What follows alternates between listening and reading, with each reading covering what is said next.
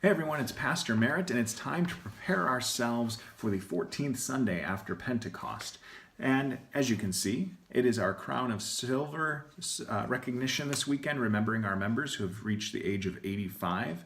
And also, from the bulletin cover, you can see that there's a bit of a patriotic flair to the service this weekend. And that has to do with our epistle lesson. We usually have 3 lessons that we read from Scripture, and it's something from the Old Testament, something from the New Testament, and then specifically a gospel lesson. And the epistle lesson, the second lesson of the day that's from the New Testament, is a letter usually. So one of Paul's letters, from Corinthians or Romans or something, or from Hebrews or Peter or one of those books. Well, this weekend, our sermon is going to be based on the epistle lesson from Romans chapter 13. Pastor Trope is going to preach a sermon called The State of the State and the State of the Church, because the epistle lesson has to do with being subject to governing authorities. How do we as Christians live under authority in our world? So that's what Pastor Trope's going to be preaching on. So I encourage you, as you prepare for this weekend,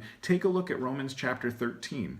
The book of Romans as a whole is a beautiful book. It's a book that is so logically put together to guide us through our understanding of the Christian faith. What is salvation? What is grace? What is justification?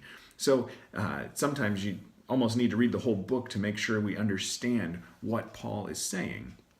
And in this case, take a little bit of Romans chapter 12, a little bit of that lead up, maybe a little bit after, just to get more of the context, more of the idea of what Paul is talking about. And so Paul in this letter talks about us as Christians being subject to the governing authority. So that's what Pastor Trope is going to be preaching on this weekend. I encourage you to take a look at that. This service folder, along with liturgical summaries and digging into some of the elements of the liturgy, will be on the church website. So if you're watching this on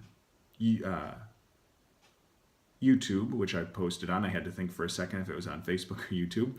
On YouTube, you'll see a link below that you can click on and get to the church website. Otherwise, if you go to the church website, ImmanuelWaterloo.org, you will see a little link along the top that says blog, and when you go over that, you'll see in preparation as one of the options, and you'll find this video there, along with some other links and resources. So I look forward to seeing you this weekend. Have a great day, and God bless.